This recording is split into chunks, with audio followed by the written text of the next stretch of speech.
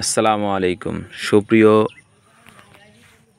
হলুদ চাষি ভাইরা, কেমন আছেন সকলে? আলহামদুলিল্লাহ, আপনাদের দোয়ায় আল্লাহর রহমতে আমিও ভালো আছি। আমি আজকে আপনাদেরকে একটা বিষয় পরিষ্কার করে জানাবো। সেটা হলো এবছর অর্থাৎ 2025 সালে প্রচুর পরিমাণে বৃষ্টি হচ্ছে। আমাদের যাদের হলুদ গাছ এমন কুশি বের হচ্ছে, প্রচুর পরিমাণে কুশি বের হচ্ছে। তো এই কুশিগুলো বের হওয়ার পরে সাধারণত দেখা যায় যে হলুদের গোড়া থেকে পচন ধরে, যেরকম পাতা এমন শুকায় আসে। আবার অনেক গাছের গোড়া থেকে পচা শুরু হয়। তো সেক্ষেত্রে আমাদের করণীয় কী?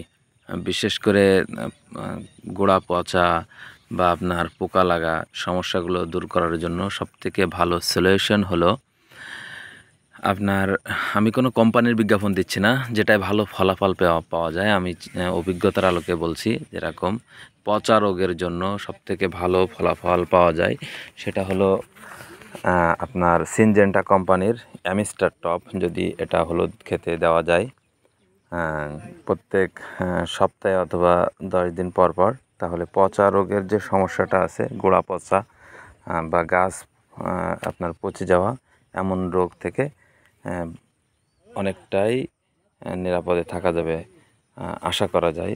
বাকি আল্লাহর ভরসা। আর যদি হলুদের গোড়ায় পোকা হয়, পোকার যে সমস্যাগুলো তৈরি হয় পোকা কেন্দ্রিক, তাহলে এর জন্য সিনজেন্টা কোম্পানির আলিকা এটা অত্যন্ত ফলদায়ক। এটায় ফলাফল খুবই ভালো, এটার রেজাল্ট খুবই ভালো।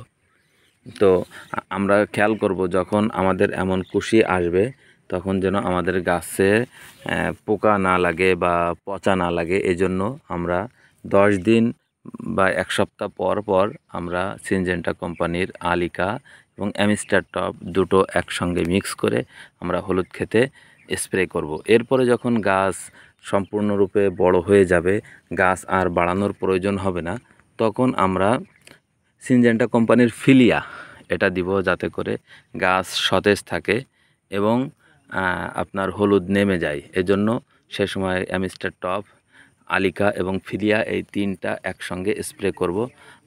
আশা করা যায় আল্লাহ রাব্বুল আলামিন এরই মাধ্যমে ভালো ফলন দিবেন। তো আমরা সকলেই চেষ্টা করব যেন আমাদের হলুদ ক্ষেত সম্পূর্ণ রোগমুক্ত থাকে। এবং সবথেকে বড় ঔষধ হলো প্রত্যেক দিন কৃষক তার ক্ষেতের আইলে যে ক্ষেত প্রদক্ষিণ করা, যে কোনো রোগবালাই আছে কিনা। আল্লাহ রাব্বুল আলামিন সকলকে সুন্দরভাবে ফসল উৎপাদন করে লাভবান হওয়ার তৌফিক দান করেন। আসসালামু আলাইকুম ওয়া রাহমাতুল্লাহ।